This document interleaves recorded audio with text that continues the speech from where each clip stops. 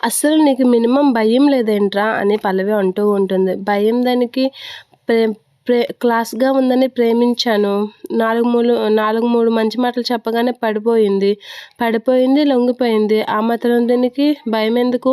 నేనేం తనని బలవంతం పెట్టలేదే అని చెప్పేసి అంటూ ఉంటాడు. చక్రధరించి వాడి మాటలకి షాక్ అయ్యి అలా చూస్తూ ఉంటాడు. నేను తను కడుపన్నది, పెళ్లి చేసుకోమంది, 2 రోజుల్లో పెళ్ళన్నది. నాకెందుకు ఆ తలనొప్పి అని చెప్పేసి దుబాయ్ వెళ్ళిపోయాను అని అంటూ ఉంటాడు. ఏంటి వీడు ఇంత ఘోరంగా ఉన్నాడు, ఇలాంటి వాడు నా ప్రణతి ప్రేమించింది అనేది షాక్ అవుతూ ఉంటుంది పల్లవి.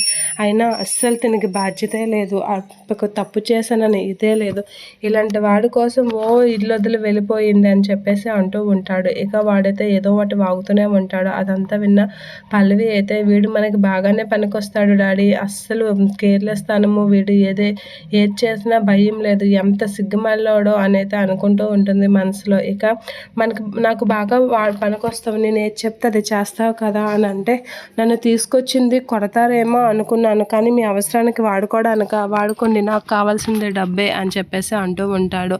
అలా అనేసరికి అబ్బో వీడు చూస్తే మెంటలొచ్చేస్తుంది అని చెప్పేసి అనుకుంటూ ఉంటుంది పల్లవి.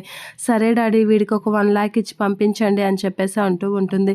క్యాష్ లేదమ్మా, క్యాష్ తేలేదు కదా అని అంటే, చెక్ ఉంది కదా డాడీ, చెక్ ఇచ్చి పంపించండి అని చెప్పేసి అంటూ ఉంటాడు. సరే అని చెప్పేసి అంటూ ఉంటాడు చక్రధర్. ఏంటి నేను చెప్పినట్లుగా ఇక చెయ్యాలి అని చెప్పేసి ప్లాన్ అయితే ఎక్స్ప్లెయిన్ చేస్తూ ఉంటుంది. అదంతా వింటూ ఉంటాడు. అదంతా విని నన్ను పిలిచింది కుమ్మేయడానికేమో అని అనుకున్నాను, డబ్బులు ఇచ్చి పని చేయించుకోవడానికి అనమాట. ఇలాంటి డబ్బులు ఇస్తానంటే నేను ఎన్ని పనులైనా చేస్తాను అని చెప్పేసి అయితే అంటూ ఉంటాడు. చెక్ ఇచ్చి నన్ను ఆదరించారు, ఇంకే చాలు, నేను ఇక మీరు ఏది చెప్తే అదే చేస్తాను అని చెప్పేసి అంటూ ఉంటాడు.